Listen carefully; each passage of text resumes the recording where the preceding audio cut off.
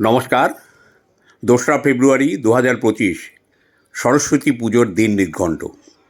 পঞ্চমী তিথি শুরু হচ্ছে সকাল 9:14 থেকে এবং সেটা স্থায়িত্ব হচ্ছে পরের দিন সন্ধ্যা 6:53 পর্যন্ত।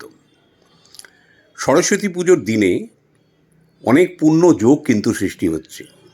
তার মধ্যে সর্বার্থ সিদ্ধি যোগ, এই যোগটির স্থায়িত্ব সকাল 9:14 থেকে 12:52 পর্যন্ত। এই সময়টির মধ্যে যারা দেবীর আরাধনা করতে পারবেন অত্যন্ত শুভ। অবশ্য সারা দিন আপনার পঞ্চমী তিথি পর্যন্ত সরস্বতী দেবীর আরাধনাও কোনো অশুভ কিছু নয়। দেবী সরস্বতীর আরাধনা আমরা কেন করব এর সংক্ষিপ্তভাবে যদি একটু শোনেন তাহলে বুঝতে পারবেন এই পুজোর মাহাত্ম্য কী। শাস্ত্র অনুযায়ী দেবী সরস্বতী তার বীণার সাথে বসন্তের রাগ বাজিয়েছিলেন।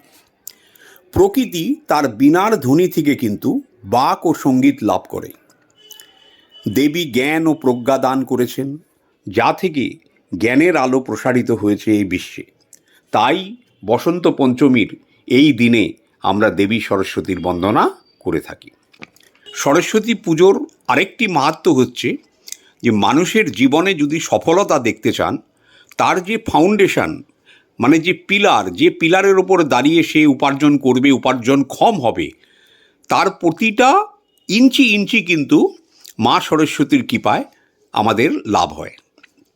মা সরস্বতী আমাদের জ্ঞান, বিদ্যা, বুদ্ধি, আমাদের মেধা সমস্ত বৃদ্ধি করে এমন একটা জায়গায় আমাদের দাঁড় করিয়ে দেন যে সেই সময় অর্থ উপার্জন আমাদের কাছে জলের মতো সহজ হয়ে যায়। তাই যারা অর্থের জন্য মা লক্ষ্মীর চরণ ধরে কান্নাকাটি করেন তারা অতি অবশ্যই দেবী সরস্বতীর বন্দনা আগে করবেন। আগে জীবনের এই ফাউন্ডেশনটি অর্জন করবেন, তারপরে অর্থ লাভের জন্য মা লক্ষ্মীর কাছে যাবেন।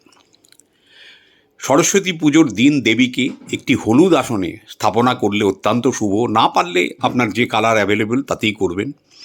দুপাশে আপনার পরিবারের যতজন সদস্য একটা দোয়াত কলম বলে, সেই দোয়াত কলমের মধ্যে দুধ দিতে হয়, একটা নাগের কলম, এইটা থাকবে। আর আপনি যে ঘট আর ফুল বেলপাতা যা দেবেন 5টা ফল মিষ্টি। ভালো হয় পুরোহিত ডেকে পুজো করতে পারলে, অন্যথা নিজেও করতে পারেন। সরস্বতী দেবীর পুজোর বিশেষ কিছু নিয়ম শাস্ত্রে বর্ণনা নেই, খুব সহজ সরল পদ্ধতি, এটা যে কেউ করতে পারেন। মনের শ্রদ্ধা ভক্তিটুকু তার চরণে দিয়ে রাখবেন। ওই দিনে হলুদ রঙের কিন্তু একটা বিশেষ মাহাত্ম্য আছে। তার জন্য হলুদ বেটে সর্ষের তেল দিয়ে গায়ে মাখার কিন্তু একটা প্রচলন রয়েছে, সেটা আজও কিন্তু আপনারা করতে পারেন।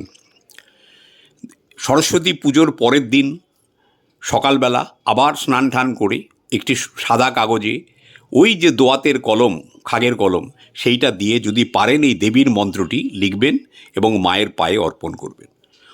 ওম সরস্বতী মহাভাগে বিদ্যে কমলা লোচনে বিশ্বরূপে বিশালাক্ষী বিদ্যাং দেহি নমস্তুতে।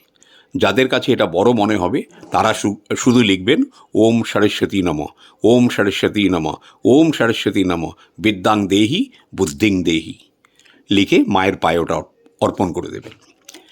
আপনাদের যে কাজের যে কলম, যে পেন, সেটা দেবীর চরণে ওই দিনকে দেবেন। পাঠ্য বুক যদি কিছু থাকে, পাঠ্য বস্তু, সেটাও দেবীর চরণে দেবেন। দেবীর চরণে প্রার্থনা করবেন আপনার জীবনের জ্ঞান, বিদ্যা, বুদ্ধি এগুলো যেন দেবী প্রদান করে, শুধু এইটুকু কামনা করবেন। দেখবেন বাকি যে জিনিসগুলো সেগুলো কিন্তু এর পিছন অটোমেটিক আসবে। তাই এই শুভ দিনটিতে সময় নষ্ট না করে দেবীর আরাধনা করে নিজের জীবনের ফাউন্ডেশনটাকে শক্ত করার চেষ্টা করুন। ওম নমঃ শিবায়।